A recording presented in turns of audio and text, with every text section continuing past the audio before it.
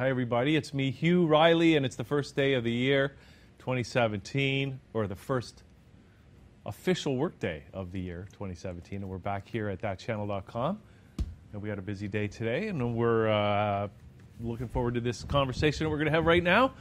I've got, our old friend here at the station, Lamont, Daigle here, and we've got Wade Lightheart joining us. Great to be here. Who's in town. Thanks. He's traveled a long way to be here, and you're the author of The Wealthy Backpacker. Correct. Right? That's where we're gonna start. We're going to start there. We're gonna Who knows where we'll end up? Exactly, because we've already been having some fantastic conversations, and there's so much to talk about, right, Wade? So, first of all, maybe just give us a little bit of intro to yourself and how you came to write the book, and then we'll get into all the other stuff. So, thank you, and it's great to be here. First and foremost, I think there's a precursor to that journey, and that was, and I think a lot of your viewers are going to feel this way, is from grade 3, I realized that there was something wrong, or something that didn't fit with my worldview. Right. The way my education was, the way the teachers were. I remember wanting to advance in school. They had stopped that policy in school.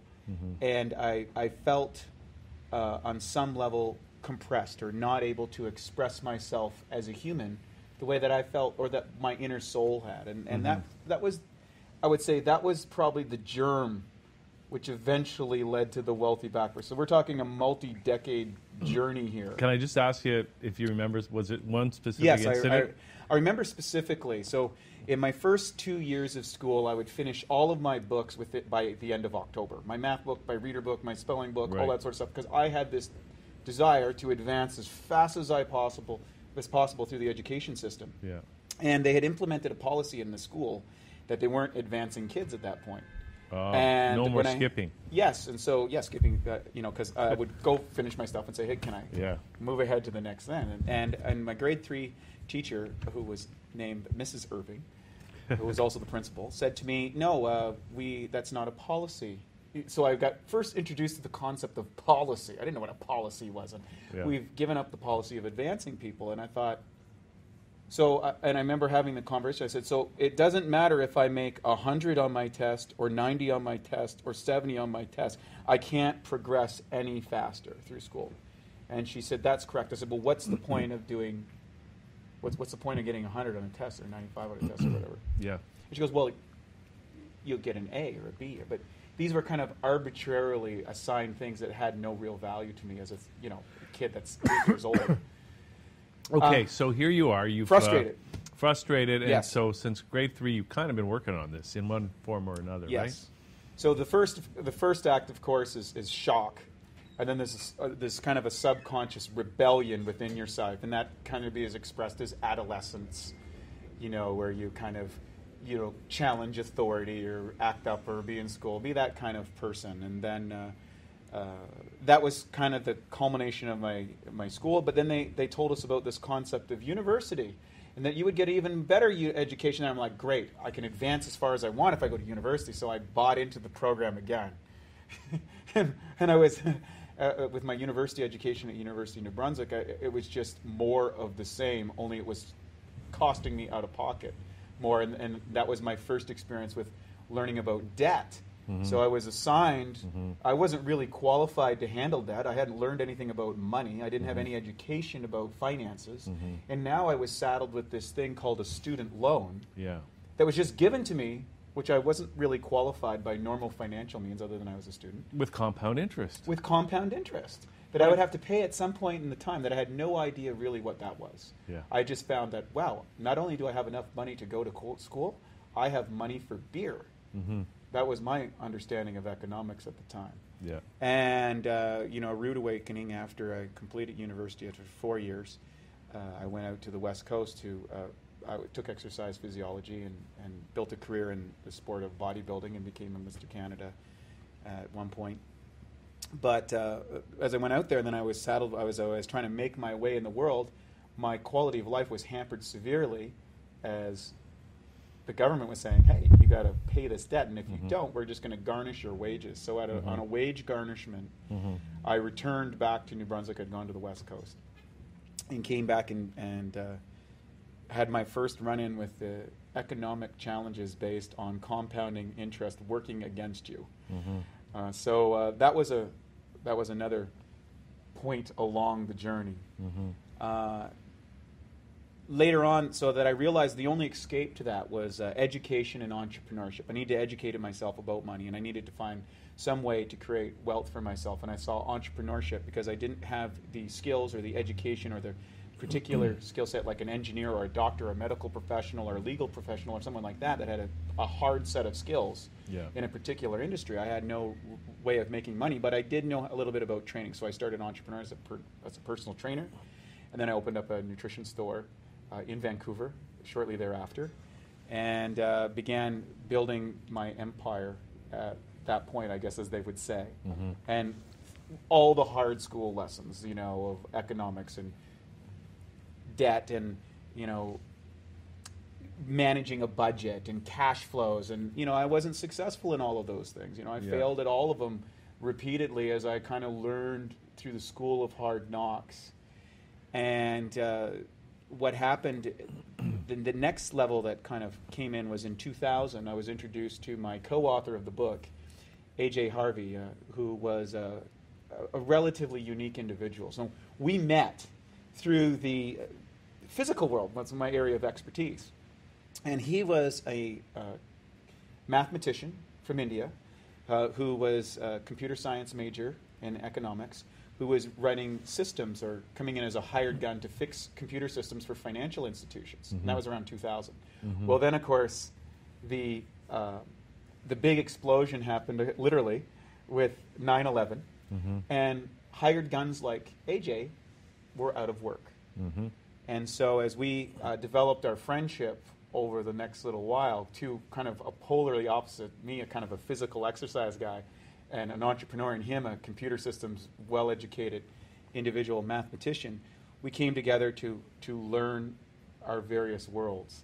And at the height of it, he couldn't get a job anywhere, and he decided that he would apply his mathematical capabilities to the world of finance. He saw all these institutions, and he went off and became a CFA, as a certified financial analyst, and went on to several institutions in Europe, UBS and Credit Suisse and all these kind of brand names, and ultimately ended up as a risk analyst in a very elite hedge fund, where he had access to kind of the computers that he needed to start running mathematical trading models and things like that. And he built a system, became independently wealthy by 38 and retired, and then came back to me and said, hey, I want to start sharing this information, because he believed that financial ignorance was the cause of most of the strife in the world. In other words, people don't have, there's this incredible amount of resources available, but people don't know how to access it. People don't know how to create financial abundance in their lives. In fact, they're taught methodologies, like myself, that will keep them in financial slavery. And he said, rather than cater to a few private individuals who I pretty much understand the world of economics, why don't I disseminate information en masse via newsletter? So I turned him on to a variety of marketers and friends that I knew that could probably get message out, him not being a marketer or a business guy on that level. So he was going to put out this message, which was going to... Via a newsletter. So a newsletter about financial education based on how do you create abundance in your life.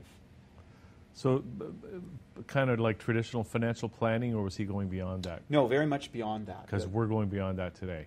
We're right? Very much so. So if you look at most financial information newsletters and that sort of stuff, you need a certain lexicon or understanding or comprehension level just to even enter the game. And for most people, they check out right there. Unless their parents or family or educational route taught them the principles of financial education, they generally don't, it's something that we kind of stay away from, and we become a slave to that system. Well, also, they don't teach us real economics. No. They teach us everything but the important stuff. Well, if you look at our education system, and I'm not here to slam the education system, it was a system developed to create citizens to serve corporate interests so that you could go to work and you would learn how to be taught a task and follow that. But that corporate system the corporation per se has pretty much ended. You know, the years of getting a job, getting good pay, getting, you know, work your 35 years, getting the gold watch and the golden handshake are over. Yep. And now people are contractual, they're mobile, the companies come and go relatively quickly. So pretty much everybody's moving into the hired gun level. That companies kind of form and then dissipate and then reform, and, you know, relationships develop. And so we're entering into a new world economy. Right. It doesn't even have to be corporations. No. Like, the institutions don't need to be there. Correct. It's not about nouns. It's all verbs now. Correct. Yeah. So what's happened is our education system hasn't caught up to the new world economy, hasn't caught up to things like affiliate marketing or search engine or global economics, for example. I can hire an engineer in India just as easily I can hire one here in Toronto if I want to build something. I can hire a social media expert in London as opposed to here. Or I can hire a personal executive assistant in, you know, Bangladesh or Philippines to assist me in my stuff. I don't need to have physical connection to them because we have this whole digital universe that now exists, this virtual society that's far greater than the physical realm. Yeah, I'm just you're making me think that it's like as we're going to get into this conversation, it's making me think that, and I've been looking into the cryptocurrencies, especially over the last few days, and it's almost like these old institutions, big corporations, big government. It's almost like it seems so old and archaic, and just like, because we can do so much more with this new environment that has just emerged in the last 20 years. Like, it's like it really is a new world, and nobody really, except for people that are just keeping their eye on the ball or young people or something, there's so much possibility here, and those old systems just seem like they're just ready to they're irrelevant almost. Or soon to be. Well, if you look at historically speaking, we can trace back to, if you look, say, to the period of the Renaissance and things like that, suddenly with the advent of the printing press, the control of dissemination of information went from the clergy, which everything was retranscribed through the clergy and through monks and that sort of stuff. All of a sudden, you could have the printing press, and that way you could get a different narrative of the world than, say, what was passed on for maybe 1,000 years or so.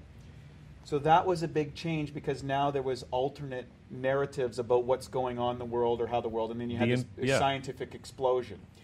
Then you had the nobility that took over thanks to technology of armor. So you had a nobleman who had armor that could keep in line 30 or 40 farmers, and the noble would take a share of that to supposedly protect these individuals, and you'd have your wars and stuff. So then came gunpowder. And so there was the gunpowder revolution. It was like, wait a second, we can actually take out this nobleman with this gun and blow him off his horse, and now there was another shift. So these are relatively violent shifts. Then if you work all your way up to, say, World War II, where for 200 years, pound sterling was the de facto currency of the world, and the sun never set on the British Empire. Well, in 1942, of course, the Japanese took over Singapore, which is kind of the far-flung edge of the British Empire, if you look from a geographical perspective. United States entered into the war, and 3 years later, the Japanese, as part of the Axis nations, surrendered to United States in Singapore. Just 3 years later, because of the economic engine of production that the United States was able to. They weren't able to produce, say, better technology, but they were to produce it en masse. So mass production became that, and of course we went from pound sterling to the U.S. dollar as the de facto currency in the world. So, and currency being the ultimate control mechanism, because if you can control the economics, as Meyer Rothschild said, if I don't care who makes the rules of government, to paraphrase him, I care not who makes the rules if I control the money. So at the end of the day, this emerged, and then of course we had things like the Federal Reserve Act that came into power, and then you had all the things moving off gold standards in the 1970s, and then the explosion of fiat currency and all the new terminology from down to quantitative easing and the printing of money and all that sort of, which is actually debt, another form of debt. So all of a sudden you have these old institutions that are have to develop more and more debt to maintain control of the population, and people are taking in more debt. And when you think about it too, the whole idea of compound interest, or even just interest in general, right? This is where's that? you borrow the money, you got to pay it back with interest. Well, where's that interest going to come from? How does money get created? And so it causes it causes inflation.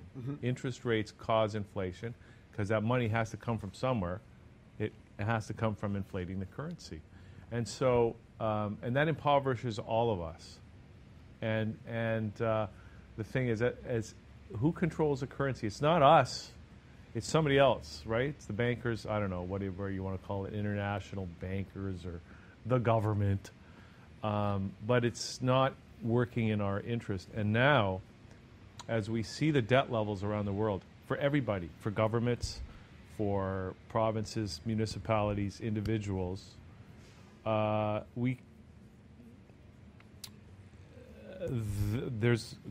more and more of the money in the economy is going to pay that interest. It's a bit of a liquidity crisis. That's why there's not a lot of money on the street. Hard to be an entrepreneur when everybody you're trying to sell to is paying the bank all their money every month to pay for their mortgage. You know, so it's like it really is time, and people I think are waking up. The existing system is not going to fix itself. It's Correct. not going to. It has to fail. It will fail. So what are we going to do about it? Are we going to be the victims of that failure, or are we going to create something that's going to work better for all of us? And we have opportunities to do that now. So let's talk about that. Well, that's great. I think in the history there's been, and of course, AJ is my co-author who's not here today. He's in Zurich at the moment. He's as well versed in the conversation of money as anyone. So I will try and bring forth some of the ideas that he's shared with me and educated me on, which I put forth. There's been 600 plus fiat currencies created, debt instrument currencies, and all of them have failed. So the likelihood of the current system failing is high. Now, failure is one way. That's a terminology that we also learned in school, pass and fail. There's no real pass and fail. These are linguistic ideologies. There's outcomes. So is it the outcome desirable or non-desirable, really what it comes out to? And oftentimes, a non-desirable outcome in the short term is actually what is needed to create the more desirable outcome. So necessity is the mother of invention. And Buckminster Fuller said, rather than challenge or fight the current system, you develop something so compelling, so optimal, so excellent that you make the old system obsolete. So I think where a lot of people make mistakes is that they condemn the current system. The reality is the expansion of money, the expansion of debt and of loans and currency and all that has developed maybe one of the greatest explosions in lifestyle throughout history. It's pretty hard to argue with the quality of life enjoyed by most people in North America or Western Europe or that sort of stuff where these instruments live. That, however, unbridled and in excess, which I think has happened, now causes its own, it falls upon itself and there's a correction, obviously. The interesting point is, and this has happened historically, but thanks to these here, microchip technology, the ability to communicate with people outside of the traditional geographical land masses that defined countries per se, now changes the equation. Because why do we need a geographical-based currency? Why do I need a Canadian currency versus a U.S. currency? Why do I need a Swiss currency versus a U.S. currency, or a Singaporean currency versus a Chinese one or whatever? So now we have competing currency models or competing methodology exchange. And what is currency? It is really an agreed upon definition or exchange of man-hours of labor. When you really break it down, is somebody at some point in time converted time into a product, a service, a value. There was a generally accepted assigned value based on economics. And an exchange took place, and these are the instruments of exchange. Convenience, because money is convenient. Right. Now we have, people might take some issue with that simple definition, and just in the sense that our existing money systems, they are defined. You can characterize them. They have certain attributes. Sure. It's a man-made creation. They have certain attributes, but you can design a money or a currency differently than that. And certainly the cryptocurrencies like Bitcoin. Like Bitcoin has, it's defined by its creator. It has certain parameters that define what a Bitcoin is. And a lot of these alternative currencies, whether they're cryptocurrencies or not, things like let systems or time dollars or whatever, they all have different parameters. They're defined differently. And I think that that's a great thing because one of my criticisms of the national currency model is that within a nationality, it's a monopoly. Correct. So if if that monopolistic currency is mismanaged, then everybody loses. But if you open it up and let people define currencies their own way in a free market, then the best currencies will emerge. And there's another issue kind of subservient to that, and that is who actually owns the money and what is money? Yeah. Okay, so the reality is if you look at, people say, well, Canadian Bank of Canada, well, who owns the Bank of Canada? And then you look at Federal Reserve or the International Monetary Fund, and who is actually issuing this debt? And when they issue this debt, who takes on the responsibility of that, which is the taxpayers? And then invariably, you usurp a democratic system where that a small group of people who are disguised through a relative level of secrecy, so classical hegemony, are using a model that keeps people from knowing who they are, what's going on, and we are somehow paying a debt through what's called a democratic process to a very non-democratic system. Yeah. And that's what I think people feel, and there's a part of them when they're standing there paying their taxes, or they're standing in line, or they see that the withdrawals, or they see the local or the political or the national or the international political debate ongoing. The real issues are not addressed. And the real issue is Ma and Pa Canada, you know, a working couple with a couple of kids are finding that they're working harder for less, that they feel they have less time. Yeah. There's less time with the children. There's less time in the family environment, the traditional components. And that's bad for the kids. It's bad for the families, bad for the community, bad for civilization. Correct. So that's the real issue, independent of the currencies, independent of all that stuff, is that, hey, wait a second, there is this nefarious shadow kind of concept that we have no education about, we don't know how to navigate through, that our inherent human nature is to buy stuff to get the drug hit in our brain, and then we'll pay that on credit and we'll keep paying that, because fundamentally most people, and I've classified myself as that group, do not understand the fundamental drivers of that system. And if you don't understand a system, you are guaranteed to be its slave. Well, even our political institutions, there's nothing we can do about it. Doesn't matter who we vote for, the government deficit gets bigger and bigger. Correct. And that means that the obligation of every taxpayer gets bigger and bigger, and we have no control over that. Correct. And there's no accountability by the politicians who are supposed to be operating in our best interests, but that's not what's happening. And so we get more and more taxes. Now we got the carbon taxes coming in. Correct. And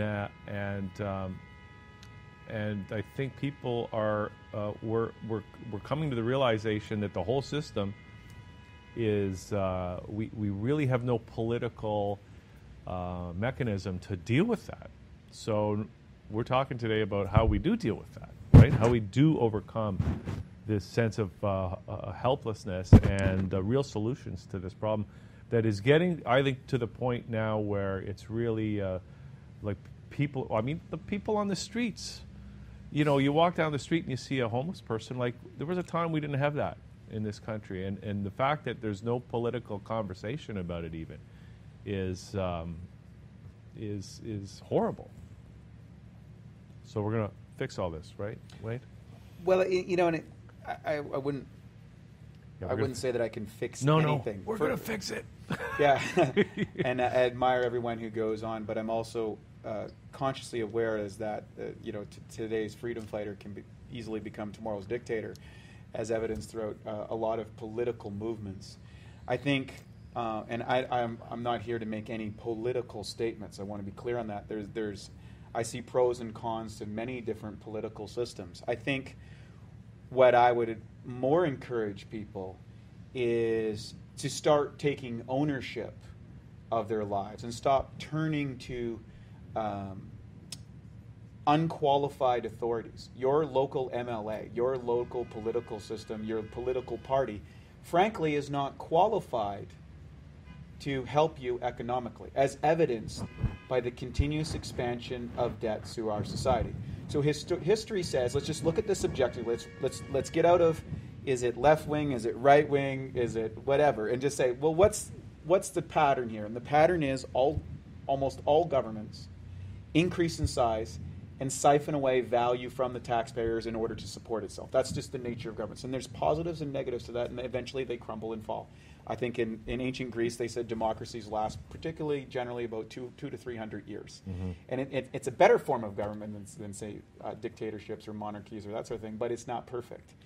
But it comes down to taking ownership of one's own life and accepting 100% full accountable and responsibility for one's own life and carving that out within the legal rules of the sovereignty that you find yourself in. So if I'm a Canadian, if I'm a U.S., if I'm a resident of Singapore or Bali or wherever I happen to be, I have to recognize where I am in the world first.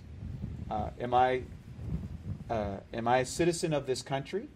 And what is my responsibilities to that sovereign? I need to accept that first. And I had a hard time with that when I first started out. But then I recognized, okay, you know what? I live in Canada. I need to pay my taxes. I need to follow the system. And if I get to a point where I don't like this system, it's much easier for me to exit out of it than it is to actually try to implement change within it. And looking at that, my first step needs to be is I need to understand how to generate resources for myself and my family and the people that I love to be able to do the things I want to do, where I want to do it, with who I want to do that. And that is the fundamental challenge of economics. The first step is to understand economics. Because if you can master your own personal economics and see myself as my own sovereign country, if you will, my own political sovereign country that is me, and my responsibility is to make my own citizenship, which is a citizenship of one, or if I have a family, maybe a citizenship of four, and I have to create prosperity for survival first, and then you can move up Maslow's scale, and then ultimately to contribution for a larger group of humanity at large. So, it's taken me, the better part of 4 decades to actually wrestle and come to clarity about that for myself and to share that with other people is like, okay, the first step for me is to create enough resources that I can move to or live in a state of existence. There's a political state and a mental state or a spiritual, there's all these different states. I can live in my own sovereign state, abiding by the general rules of the world and create a level of prosperity for myself and for the people that I want to share that with. And that's the first step, because as soon as I take this to a political level, as soon as I enter into the democratic process that we have here in this country, for example, I inadvertently have just turned over my capacity to a system that we know cannot possibly work. Right. So, and I just want to say that you said that first step, right? Getting ourselves in a state of prosperity. That's right. That's in the book, right? It is in the book. Like, what are the principles? And we have 3 basic principles that a person needs to embrace in order to exit the current system and create something better, as Buckminster Fuller said. And that's reduce, maximize, and invest. Number 1, you need to reduce the expenses that you're running in your life, period. You have to give up some of the things that you are addicted to. Number 1. Number 2, you need to maximize your resources. In other words, or your income, as some people would call it. How do you make enough money, or freedom credits, if you want to call them, that I can now buy back time? Right. Because if I'm spending 80 or 90 hours a week between working and commuting and all this sort of stuff, I only have a few more hours left. Our only real commodity in life is time. Yeah. It's a diminishing commodity. Every day we all get closer to our own death. And we don't know exactly when that date is. However, we can say this, we have less time than we had when the start of this conversation. And when we get to the end of this conversation, we'll have less time. Right. So that's a real diminishing commodity. So leveraging oneself and building a system that allows one to buy back your time so that you can think about these things or do these things or live in these things is a first step. So that we can live our own lives, really, Exactly. essentially, right? Exactly. And if a person is stuck in the traditional forms of employment that we're taught to go for in school, Yeah. you're guaranteed to be on the losing side of that equation. Right. And I think another point is that we want to live our own lives. We want to have our own time. We still need to be, if we're going to have wealth for everybody, we still need to be productive, right? Correct. And so we're not walking away from that. And I think, as we've already said, there's no need for companies anymore. I mean, that's maybe a few years ahead of what's actually here. But these companies that people go to work for, they are dinosaurs. They really are. For the most part, yes. And so we really need to think about this anyway, about being productive, sovereign individuals who can work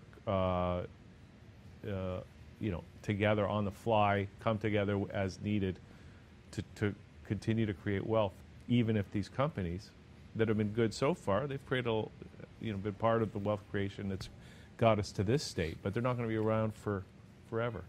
Yeah, and I think, if you look at historically, approximately, and no disrespect to the First Nations people here in North America, if you look 400 years ago, European settlers loaded up on some ships with a lot of uncertainty, sailed to this new land called the New World. We had an extraordinary amount of risks involved. Many didn't make it. Many died. Many died of all sorts of nefarious diseases and conditions on this ideology of, hey, I can create prosperity for myself because the current sovereign system that I'm living under is way too oppressive, and I need to create this own place. And so if you look at, we can use the United States for an example. They started their own republic. And inside of the United States of America, they found the Declaration of Independence and created this amazing document, which is a new concept of a country, this new idea, this new place where all people were free, and you had the idea to pursue of happiness, right? And it was a very interesting concept. And of course, America as a country rose up very quickly and influenced the entire world, probably more than any country in history, relatively quickly. Now, we kind of take it for granted now, but it was a new idea. That's right. It was a very new idea. In fact, people died for that idea. They fought and died in the War of Independence. In the historical records, everybody kind of can go into that and see all that sort of stuff. That's not what my commentary is about, but it was something so important that they were willing to risk their lives to go for, and then risk their lives again to defend. And then, of course, that had its own internal strike later on, as they went through a revolution. Another fight. So oftentimes when you have the competing ideologies or ideas, these conflicts inevitably come up, either within and also between rival fractions, and that's human history. We've been at war a long time. But out of that emerged this whole concept. Now, what most people aren't familiar with, that when the United States was formed, only 4% of the people could vote. They were all men, and they had to be a landowner, which is kind of interesting. And then that kind of moved on, and not to make this any kind of politicizing stuff, I'm just kind of sharing historical events, that land ownership was the first right to say, hey, you know what, I have a say here, this is my land, and we're going to prove it. And of course, governments at that time was just public service. There was a limited amount of the time. It wasn't a paid position. It was truly built on public services, and there was a lot of checks and balances put into place in order to prevent the abuse of power, which over the several hundred years have been eroded into almost nothing. And now you have what I call the deep state, which is entrenched organizations, individuals, civil servants, et cetera, who are maintaining their positions through the projection of value. If you were talk about a tax agent, or you're talking about a civil servant, who is, from their part, they're doing a job, they're doing what they're supposed to do, they feel that they're creating value, but their value is based on taxing the values of people who are actually producing something. Yeah. So in some levels, it's a parasitical relationship. Now, hopefully they're doing enough value for an equal exchange that we say, hey, you know what, I'm glad we have these agencies, I'm glad we have a police force, I'm glad we have a municipality. But when you bring around, to circle back to your conversation about the creation of debt and the interest to it, to private entities that are not actually part of the public conversation or part of the democratic process, well, what you do really have is you have a democratic process supporting a nefarious group of individuals who are operating with their own agenda, and these people are unwittingly supporting that agency who is taking away from the value creation of individuals over time. And they're actually harming other people. That's right. Right? And even those agents Yeah. of the government, they're actually committing harm to other human beings, and that is fundamentally wrong. And unwittingly. And I'm not here to say that they're bad people or evil people. I don't just believe wanted that. to make that point. It's true. Wade. It's very true. And some people say ignorance is the only sin, and the reality is there's a great ignorance out there in regards to, and it all stems from money. It all stems from not understanding the fundamental aspects of how money is created, how it is used, how it can be used for positivity or growth, and how it can also be used as an agent of evil or an agent of enslavement. And most people never think about that, and we're not taught that. Even if we go to school to become an economist, we're not even taught that. And the result is that nobody ever questions that, or very few people. And most people just go, oh, I need more money. Right. Right? That's Correct. all they go. Like that Nirvana album cover, right? The baby, Yes, beautiful. and the dollar bill on the fish hook in the swimming pool. So, okay.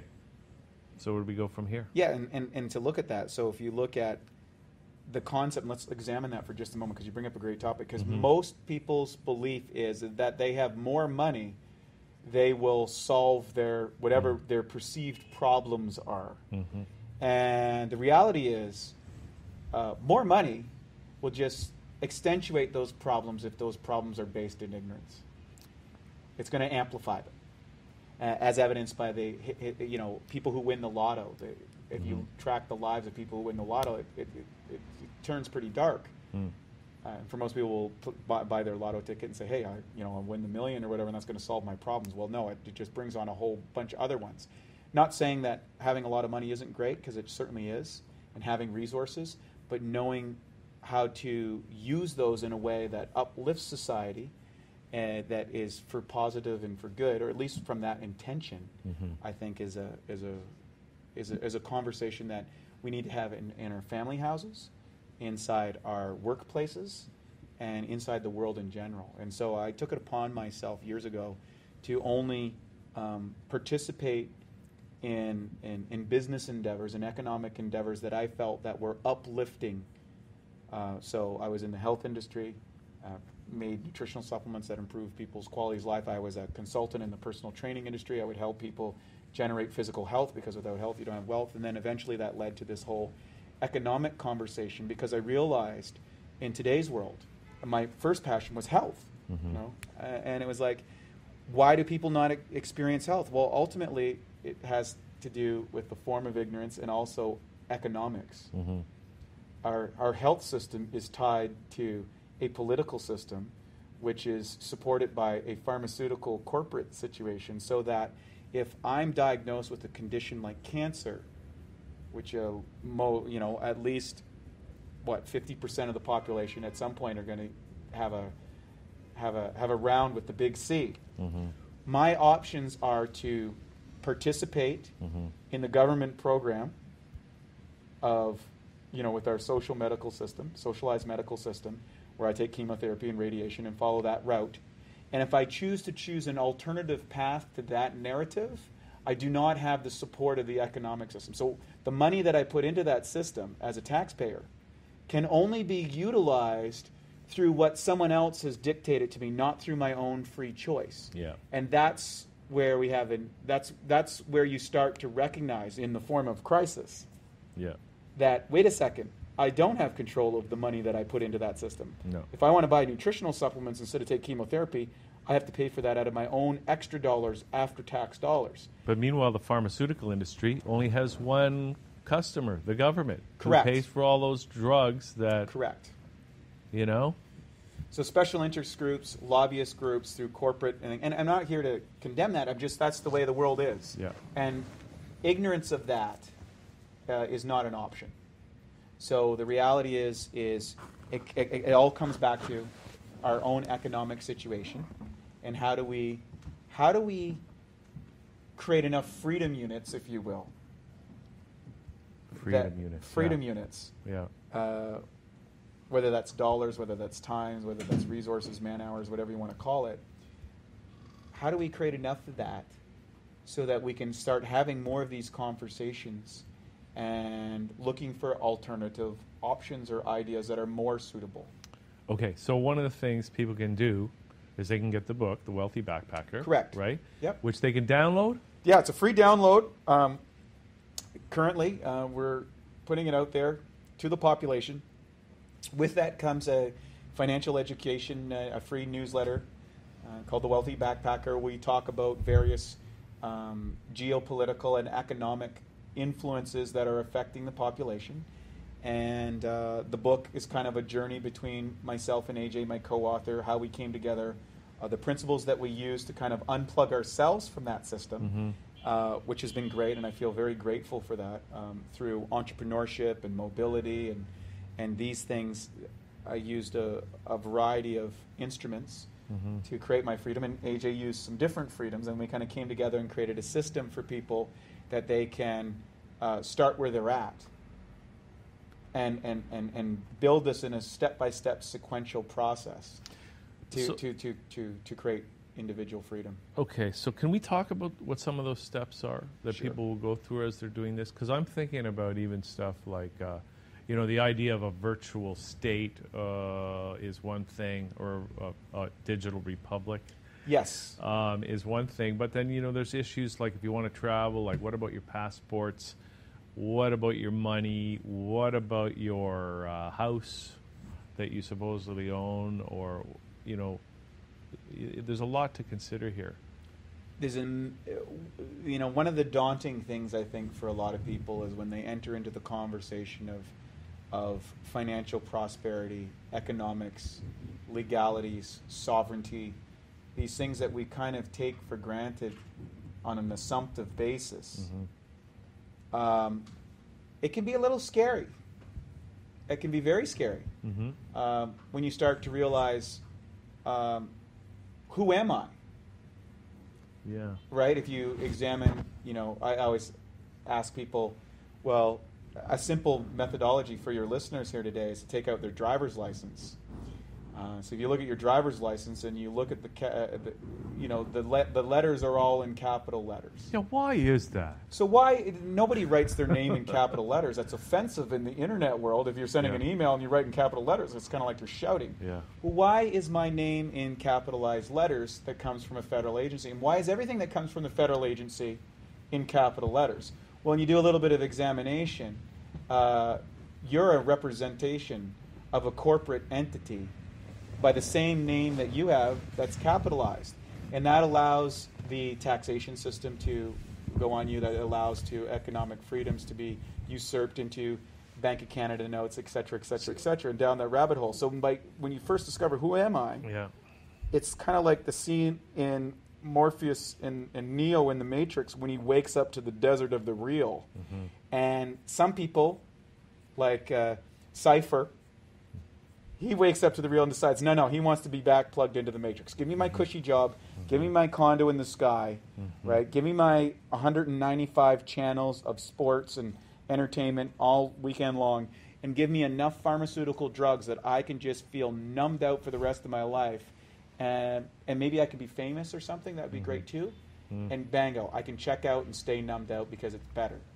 And I'm not here to say that's not true, but as a human, as the fundamental Homo sapien, I believe that innately we are meant to create. I think that we are meant to expand. I think we're meant to discover. We have been given this amazing thing called curiosity that has driven humanity throughout the centuries. And I believe that we may even be going through an evolutionary process, that we're moving from, how it went to Homo erectus to Homo sapien to maybe Homo unitus or Homo spiritus or Homo whatever. We're actually evolving into a new species. And that new species sees the world as a singular unit, sees humanity as one single culture as opposed to these rival fractions. And that presents a lot more opportunities. And in light of that, we created what we call the Digital Republic, which is a virtual digital society that's everywhere and nowhere. And that society represents financial prosperity, mobility, and education for its constituents without the geopolitical influences that affect most other conversations. Okay, cool. So, of course, I keep saying this, but that people can go get the book, The Wealthy Backpacker. They can go to the website, which is, what is it again there, Wade? Wealthy Backpacker, thewealthybackpacker.info. And that'll lead you to the book. It'll tell you a little bit about the Digital Republic. You'll get on the newsletter and find out more information, things like that. Let's just bring Lamont in here for a sec, because Lamont, if you're here, we want to... I know. Let's talk. Well, I think this is the first time I've ever been so quiet in my life. And I enjoy that when Wade's around, because I don't get to see this guy very often. Yeah. And, we have conversations whenever Wade has a chance to settle down somewhere in the world as to the outcomes of what he's discovered. I mean, 20 years, this guy has been my best man. He's been my best friend. And a lot of the person that I am today are from the experiences that this guy has lived. And so I remember lots of conversations. Pretty much one that stuck out to me was back in 2009 when I was going through struggles in my life. Just looking at my record, where was I at 37, 38 years old with a kid, with a home, being married, with the job, what I regarded to be the Canadian dream. What was that all about, and why was I unhappy?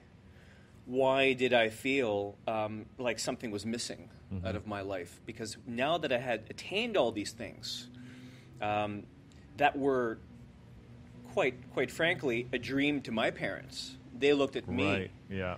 And a lot of us have tried to follow somewhat in the footsteps of our parents, right? And it's hasn't usually turned out the way it did for them.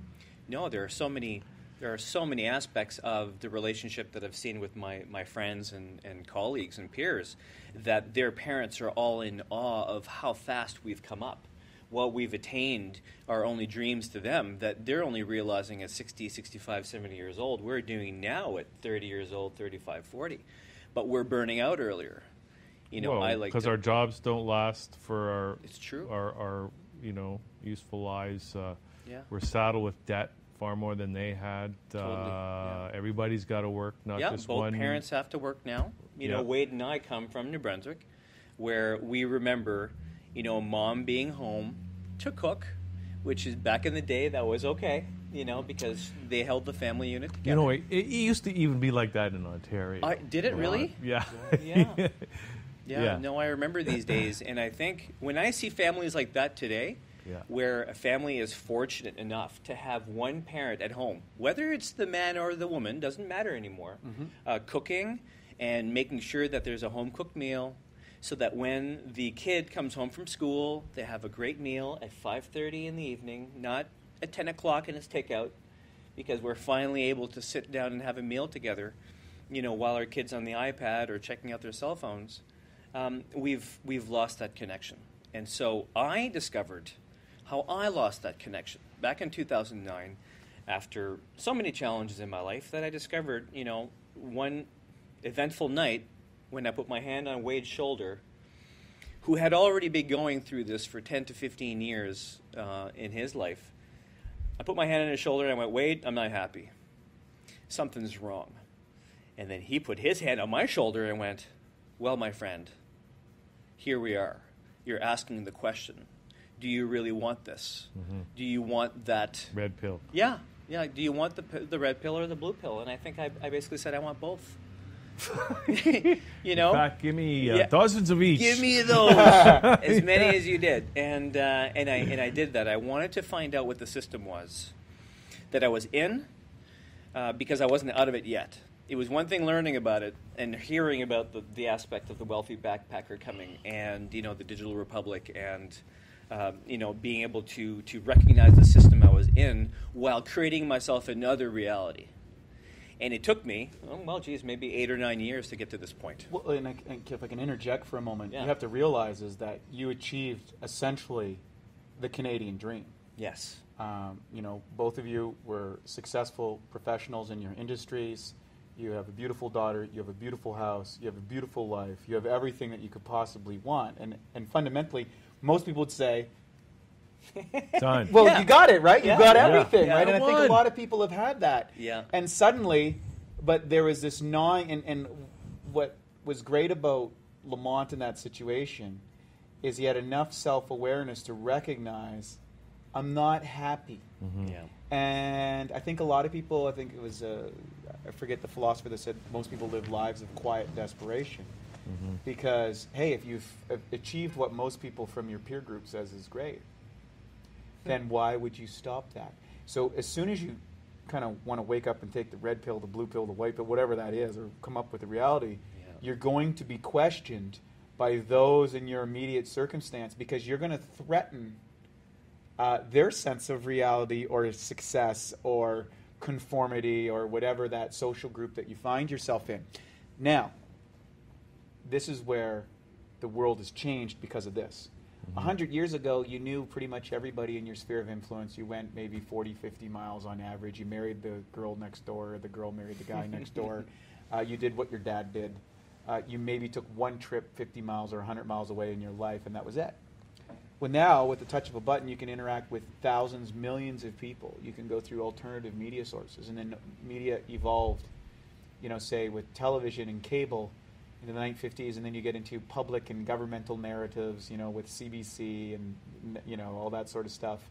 And then now that's evolved into kind of like a mosh pit with Facebook and YouTube and these other mediums. And then now there's these rival narratives. They're saying, well, hey, wait a minute. Yeah, so what? You got a great job. Well, why not do this? Why not do that? Why not try this? So there's been an explosion of possibility through the connection of the microchip and what that's done, and the internet and that sort of stuff. We haven't learned how to manage that. No, it's almost like there's too much choice. There's too much innovation. The complexity of our environments is just going through the roof. It's hitting that asymptote. Yeah, the hockey stick phase. Exactly, Yeah. And I think also, Wade, and Hugh asking this question is that, back in the day when I was making those changes, it was wild. Nobody agreed with it. I had left my marriage, I had left my job, I had left the debt system, I claimed bankruptcy. I did all of the things that society told me I shouldn't be doing. Yet, 9 years later, I'm considered a warrior by a lot of great people in my life that actually see what I've created from those changes and actually prefer where we are now. I have an amazing relationship with my ex-wife. Both my parents can't believe where I've become in my life. My daughter loves me, and we have an incredible relationship with her, and with all the family that I have. And now, with Wealthy Backpacker coming into the picture, I look at the formulas that you put forward in the Wealthy Backpacker and ultimately the Digital Republic and go, oh my God, I've been doing these moves. I've been making these preparations for all this time. And poof, all of a sudden, through the systems that Wade's been able to create with AJ, here we are with a system that's going to be taking a look at the way we're going to move ahead in the new world. So that's exciting. And minimizing, if you will, some of the bumps of that transition. Yep. Because when you make that transition, for a lot of people, and if you study the bibliographies or biographies of historical figures or game changers, or whatever, they go through incredible hardships, whether it's political or economic or personal hardships when they make transitions from one strata of society into a new strata. And you can go whether it's Martin Luther King or Gandhi, or whether it's someone here in the greater Toronto area, metropolitan area, that decides that, hey, you know what? I'm not going to Mega Biggie Corp this weekend. I'm going to do my own thing. And we hear about these stories, like, I mean, this is some of that free man type stuff, basically talking about sovereignty, talking about what our relationship is with the legal system. And we've heard stories about, warriors in that movement in Canada that have gone to jail because they've been trying to fight the system and try to do it, but they get, something happens and they end up in jail. Yeah, and I've met a lot of those individuals and had conversations with them, and it comes back to, again, I think a lot of people, the natural nature of Homo sapien, the species, is to create a conflict with whoever they feel is running the show. And I think that's a danger. Yeah. The enemy is not Canada. The enemy is not the taxation system. The enemy is not the bankers. These are just merely components of the current system. Mm-hmm. The key is not to compete against, is to go back to that Buckminster Fuller idea, is create a new system, create a new model that makes the old one obsolete. I'll give you an example that we can see in the real world. And this is a big political and economic conversation. If you look at Uber. Yeah. Uber came out of nowhere, basically. The idea that you can partake in a taxi service, essentially, around the world, and you can eliminate all the challenges that come with that system, economic monopolies, sketchiness of maybe the driver that's taking you, if you've traveled in places like Central America or Asia and stuff where you don't know who you're getting into the car and you're relatively at the whims of that. Well, now you have an accountability system built in through a digital platform that and an exchange of money through a platform so that you eliminate the friction inside of an environment. And you allow independent people, an independent Uber driver, to connect with an independent customer outside of the generalized methodology of normal exchange in these systems.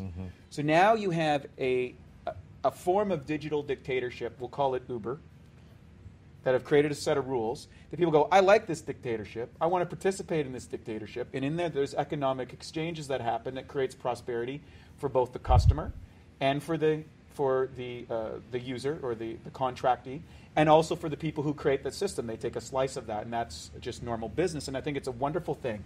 Now, of course, if I'm a taxi driver here in Toronto that has been part of one of the local taxi services, all of a sudden I see that perhaps as a conflict to my way of life. And if you take this down the road another 5, 10, 15 years, when probably virtually all of the taxi services are going to be run by artificial intelligence, driverless cars. Well, now we've eliminated the need for a driver. Now, for people who are a driver right now, that's a scary thought, and a lot of them are going to fight and resist that. But it's a futile resistance because economic efficiency always drives these engines. And so if you use a political campaign and block that, it's only a limited amount of time that's going to do that. You're part of the problem. And if you look at the United States, and a lot of the research comes out of there, there's a million there's a million truck drivers in America. Oh, yeah. That represents like a percentage of the workforce. A huge amount of people that will likely be out of work. If you look at gas stations, you look at all the secondary works and mechanics and labor. We're talking a massive tectonic shift of economy thanks to artificial intelligence and eventually robotics and these type of things. So here we are poised at the greatest explosion of technology ever. We are going to be able to develop an artificially intelligent, robotic, digital system that performs almost all manual labor in the course of our lifetime. We will probably see this come to fruition, which now means, what does it mean to be a human? Because most people will define themselves by their job. And also, but we need an economic system that supports Correct. Being a human. Correct. Right? And if we just translate the system we got to that environment, and we see it now, right? Yeah, we do have more overall wealth. There's so many great things happening, but it's being distributed unequally. We got people on the streets, and then we got, 1% of the population making 90% of the money. Mm-hmm. So, and largely in part why that is because that 1% has taken the time to educate them financially and build systems that allows them to accumulate and distribute wealth on a massive scale without them trading a massive amount of time.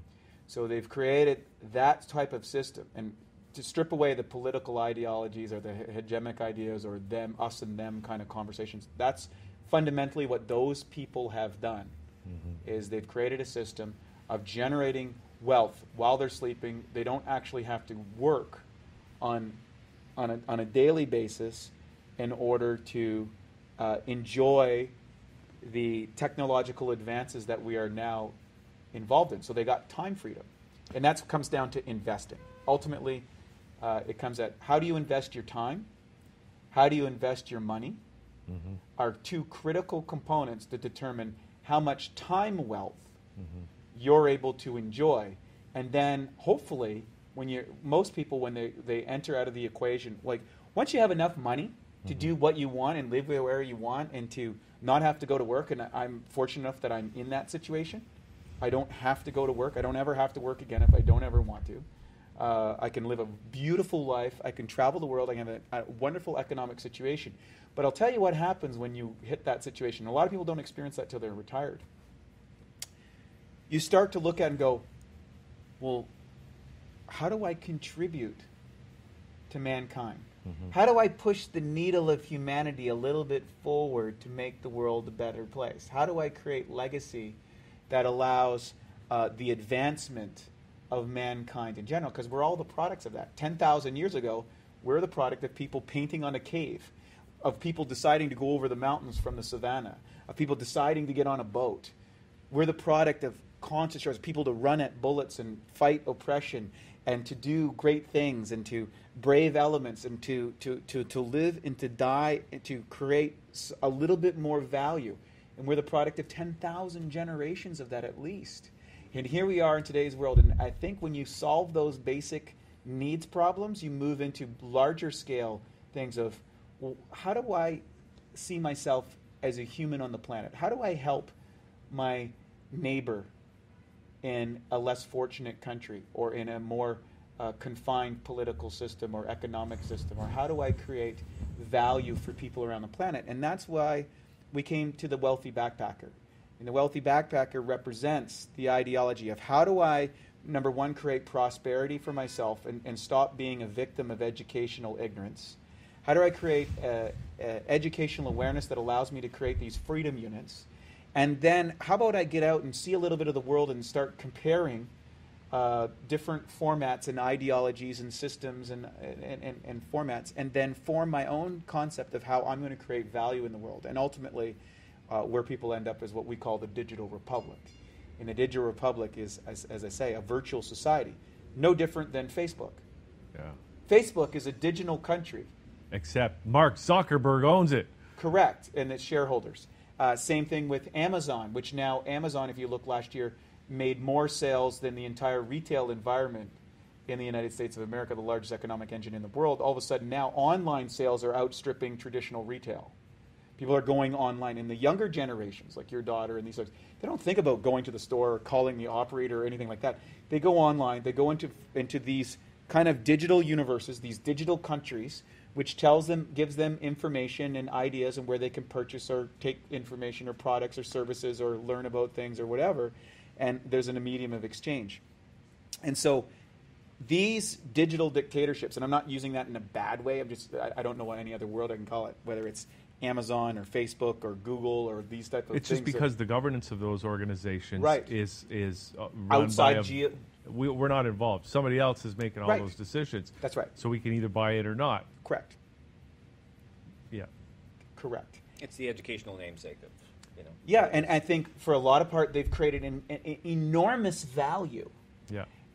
What's interesting is we formed up originally tribal societies because that helps sustain our value as individuals. And then those tribal societies move into city-states. And then those city-states became into country-states. And primarily those country states are based on a few different things. And they were based on the geology of the area, the languaging that may be used in that area, and the social customs or traditions that define that culture. Well, now with the internet, all of those are being completely obliterated. Now you're not confined by geology or geographic. You're not confined by your social. I can understand any language thanks to Google. I could just type in and get a conversion of that language. Yeah. It's only a matter of time before it's completely auditory with every language. Now I can choose what theological belief I want or no theological belief. So the traditional definitions of society and countries and issues and how those operational things are now being challenged by the people in them. Say, well, I want to live this way. I want to live that way. Now the challenge is, I think, as an individual, is to not take up a violent approach towards the sovereign that you're in. And the tendency is to generate blame or condemnation, or it's them and we're the enslaved and all this stuff. That is a very disempowering conversation. Ultimately, it's good to recognize this is the system. Just take it as an outcome. Take it as a thing. It's an experiment. I don't want to. I like some of the aspects of this experiment. I don't like some of them. I'm going off and create my own idea, and if I can attract enough people to that, maybe that's going to be the next version of human society, and that's what we've gone out and done with the Digital Republic. Okay, I got an idea. Why don't we break? Just take a little short break. Sure. Or maybe if this is on YouTube, this will be part 1, and then we'll come back with part 2. I think what we've done is we've done a pretty good job of outlining some of the problems, and of course, we've told everybody to go get the Wealthy Backpacker.info, get the book for free. It's a free download. That's a good starting point. But we're going to come back after the break, or in part 2, and talk about, get into the nitty-gritty about some of these solutions that the Digital Republic represents and that can be found in the Wealthy Backpacker free download book. You know what I'm saying? Free is How's that sound? Excellent. I look forward to it. All right. We're going to take a little break. Come right back. Thatchannel.com.